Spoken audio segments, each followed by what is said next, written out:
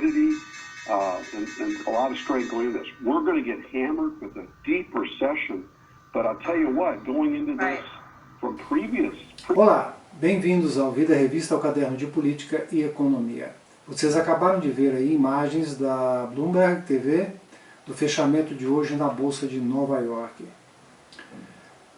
Vamos comentar um pouquinho o discurso do presidente Jair Bolsonaro ontem. O discurso ocorreu ao som de um panelaço monumental, né, em várias cidades do Brasil, como já vem sendo costume. Mas, por exemplo, aqui no meu bairro não é muito comum, e ontem teve. E o presidente veio e reconheceu que o vírus existe, vejam só. Reconheceu que é um desafio muito grande, usou a mesma expressão do comandante do Exército, né, que é o maior desafio da nossa geração. O Brasil avançou muito nesses 15 meses, mas agora estamos diante do maior desafio da nossa geração. O vírus é uma realidade. Ainda não existe vacina contra ele ou remédio com eficiência cientificamente comprovada, apesar da hidroxicloroquina parecer bastante eficaz. Conclamou a união nacional, a cooperação entre o legislativo, o judiciário, os governadores, prefeitos, enfim, e tentou dar uma consertada, mas naquela declaração que ele fez que o presidente da OMS, a Organização Mundial da Saúde, havia feito um discurso condenando o afastamento, né, o isolamento social, mas a própria OMS soltou uma nota antes do discurso desmentindo isso. O que o presidente da OMS disse foi que os governos têm que ajudar as pessoas que estarão no isolamento social, né? Mas não que o isolamento social não seja necessário.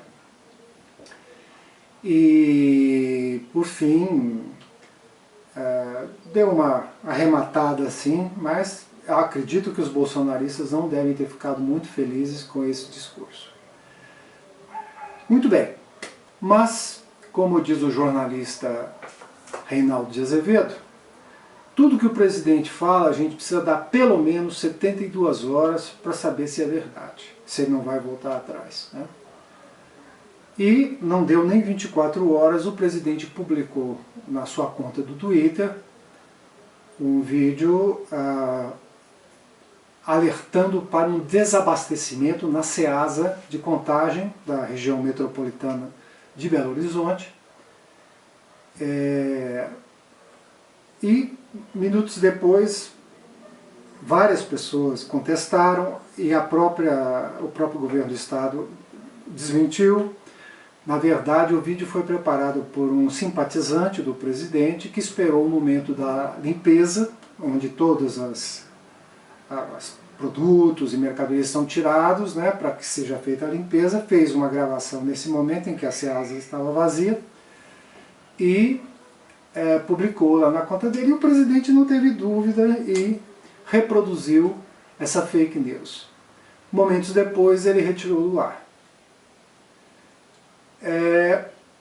A gente não pode continuar mais nisso. Nós chegamos a um ponto assim que não está dando mais, não é mesmo? Quer dizer, o presidente tem chorado, literalmente chorado, né? Conversado em prantos com alguns interlocutores. Talvez tenha sido isso que motivou o general Vilas Boas fazer aquele Twitter dele passando a mãozinha na cabeça do Bolsonaro. E é essa pessoa que vai e volta, diz uma coisa, 5 minutos depois diz outra, só gera instabilidade, só gera desinformação. É um propagador de fake news, uma pessoa sem cultura, sem estabilidade emocional.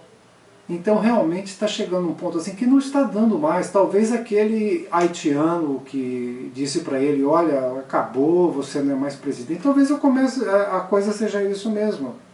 A conclusão que a gente vai chegar é isso mesmo.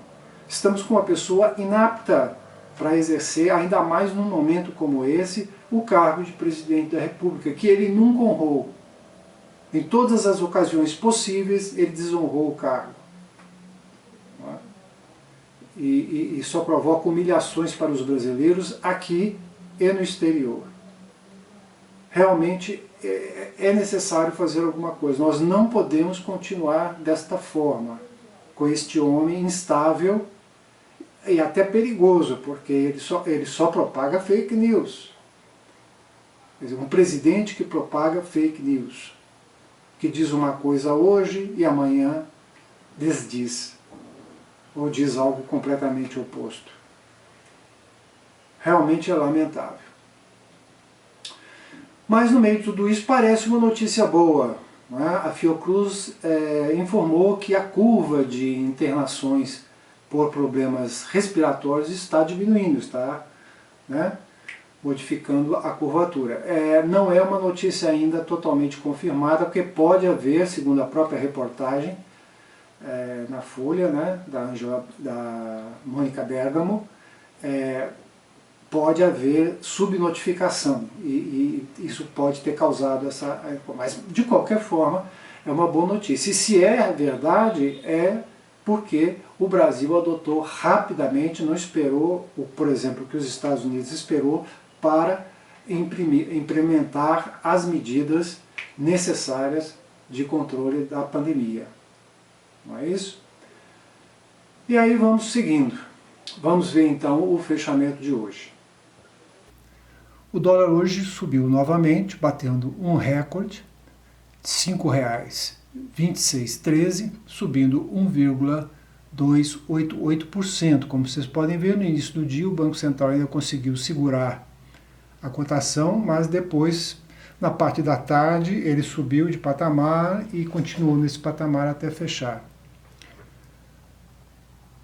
O euro, da mesma forma, subiu 0,407% a R$ 5,7699. A Bovespa despencou logo no início, oscilou naquele estilo dente de serra, mas já não conseguiu sequer voltar ao patamar de abertura. Teve uma mínima de 69.568 pontos, mas fechou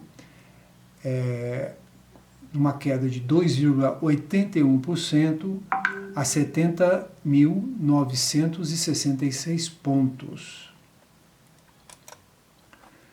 O petróleo, barril Brent futuro, até o momento da preparação desse programa, caía menos 2,73% a $25,63. No mercado internacional, o Dow Jones fechou com uma queda de 4,44%, SP 500 menos 4,41%, Nasdaq menos 4,41%, parece que combinaram, né? DAX da Alemanha menos 3,94%, FTSE de Londres menos 3,83% e o CAC de Paris menos 4,30%. Ok, essas foram as notícias, os dados, e continue em casa e até amanhã.